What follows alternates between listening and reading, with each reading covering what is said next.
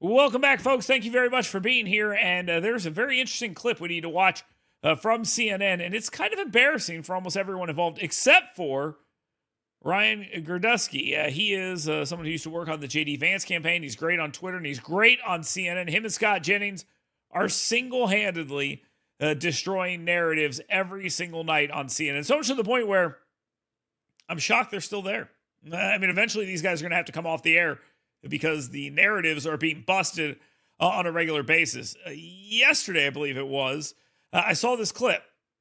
And this clip is of Ryan Girdusky sitting at this table, absolutely destroying a group of people who have no idea what they're talking about. They have no clue. And when he brings facts to the table, they're not interested in the facts. They're interested in pretending they're offended by the facts because they can't begin to fathom that the facts aren't what they already believe. Now, give Girdusky credit here. He has to sit here and listen to this and play it safe because you're surrounded by a bunch of people that are clearly ready to drop the race bomb at any time in an audience that loves that.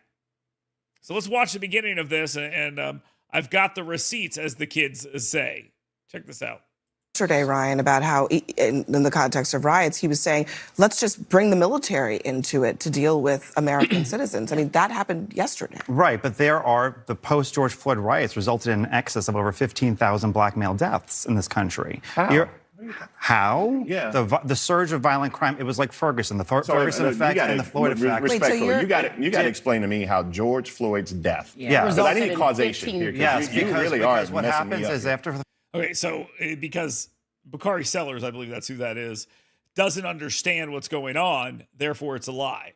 Now, he does understand what's going on. We all understand what the Ferguson Effect is. We've all witnessed it. We've had the Summer of Love. We've had Ferguson. We had George Floyd. We have all these things. And since then, crime has gone up. Why? Because cops are afraid to do their job. Everyone knows this. But this guy acts like he doesn't understand it. And really what he's doing is he's saying, you got to say this to my face because most people will back down from this. Ryan Girdusky obviously is not most people. The Ferguson riot and after the Floyd riot, policemen, in fear of their jobs many times and political coverage, pull back from their jobs, resulting in an increased level of homicide. Listen, I got to stop you there because... Hold on. And Abby Phillips does not need to stop him there. What she needs to do is stay out of the conversation. He started making a point. He got cut off. He addressed the exact thing that was being said of him. And now you're stopping him because you don't know the facts of the matter. You can look at the Washington Post. Ryan, we got to stop you there because you're literally making a connection out of your own conjecture. No, you cannot. It's a real thing. Look up the Ferguson Effect. Look up the Floyd Effect. It is a real term. You cannot. It's a real term. I didn't make this up. Invent a connection between two things just because you want that connection to be there. It's a little like a name. It's a real thing. He's explaining to them exactly what it is. She's accusing him of making him up. He's citing it. He's laying it out to her. And she just doesn't want to believe it. You can't just say things because you want to believe them. And then she does just that. Now, Abby Phillips and Laura Coates, the other new host on CNN, and I will go a step further, Caitlin Collins, are all awful people. They're just awful people and awful hosts. They're more interested in pushing their agenda. They're not interested in hearing anything they already don't believe. This would be a good opportunity for her to learn something. She's just too ignorant to understand it. He's trying to help her, and she's not interested. Doesn't mean it's right. It could be a right, but doesn't mean it's accurate. Yeah. Let's make them up all the time because. By the way, you may not have heard that, but it could be a real thing, but that doesn't mean it's accurate, which is just a really brilliant thing to say. I mean, you're saying this on national television. You're not even embarrassed. That's her point. Look it up. I'll send you a reading list after the show. Before we move on, I think there's Hold on. I just want everyone to settle down because people cannot hear at home when everybody's talking at once, okay? Go ahead. No, I just think there has to be a level of intellectual honesty. And one of the things we can talk about here when we talk about Donald Trump is he's actually somebody who never spoke out about George Floyd's death. And for me, it's kind of personal because as a black man, when you have someone with a knee on their neck for 9 minutes and some change and you're actually calling out for your mother while you're being suffocated on national TV and you are a parent and a son and a brother, that goes a long way.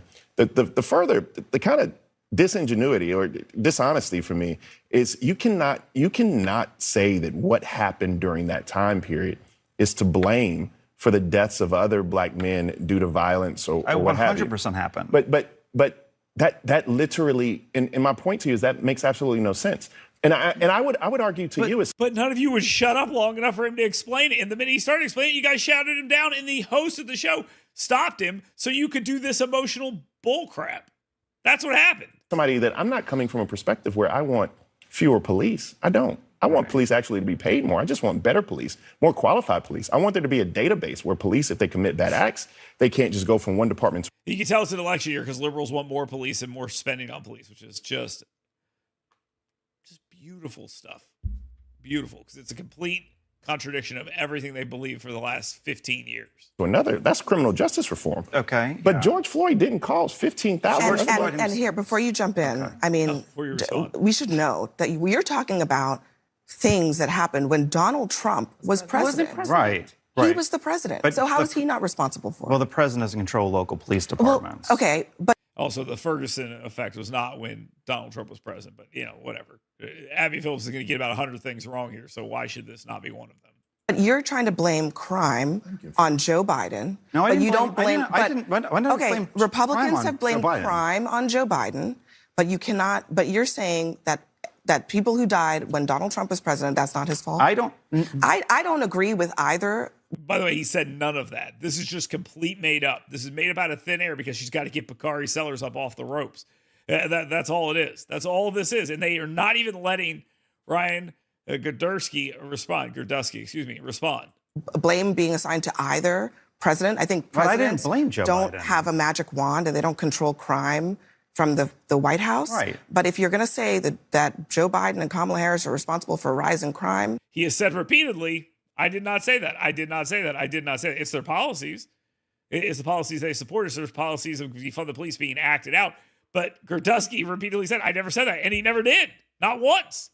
I didn't say that, though. Don't you have to be intellectually honest? We're talking about what the future is for Black Americans. And what I will say is that Kamala Harris supports the George Floyd Justice and Policing Act, which, again, I have no idea what you're talking about in terms of connection. I will read it, and then I will fact-check the sources that actually wrote the thing. Isn't that awesome?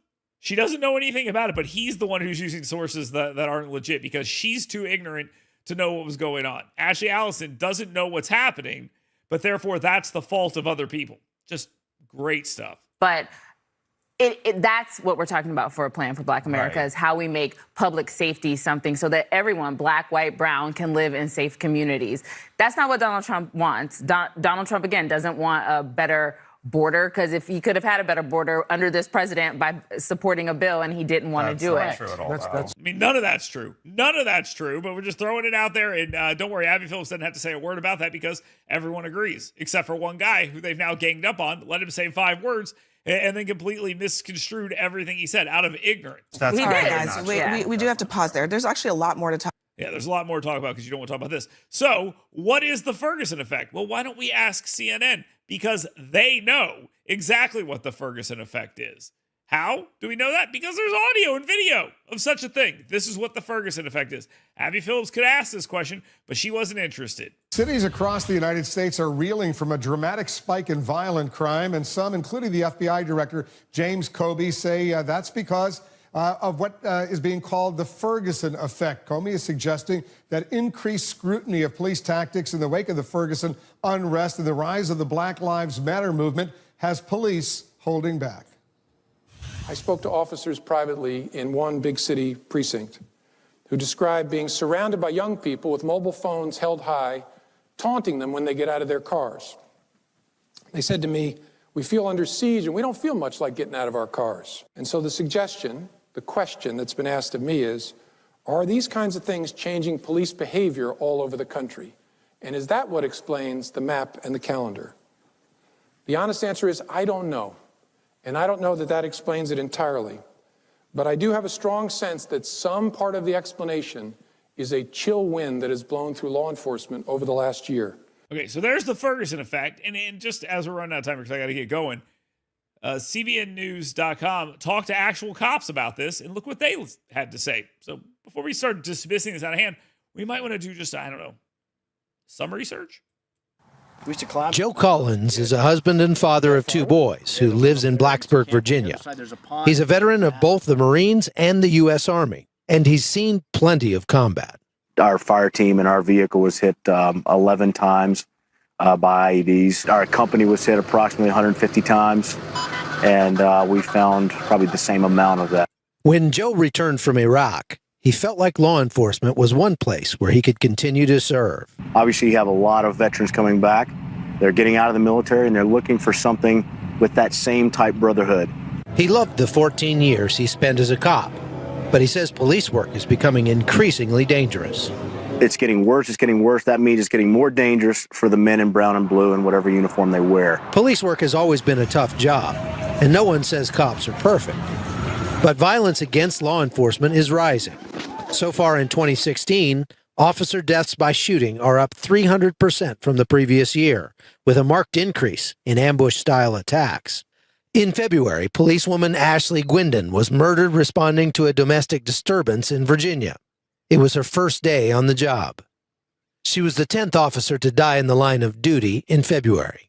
Police often have to make split-second decisions, and with cell phones and surveillance cameras everywhere, many cops today fear their next call could end up as a viral video, possibly ending their career or even their life. Mike Cowan is a SWAT officer in Mississippi. I do think that there's certainly some hesitation, and I'm a firm believer hesitation will get you killed. All right, so there we go. I mean, you don't have to be a genius to understand this, but you have to be an idiot to pretend you don't. And that's exactly what you're dealing with. And Ryan Girdusky on CNN lays all this out to them, and they pretend they don't understand. How are you supposed to have an honest conversation when the people hosting it act like they don't understand?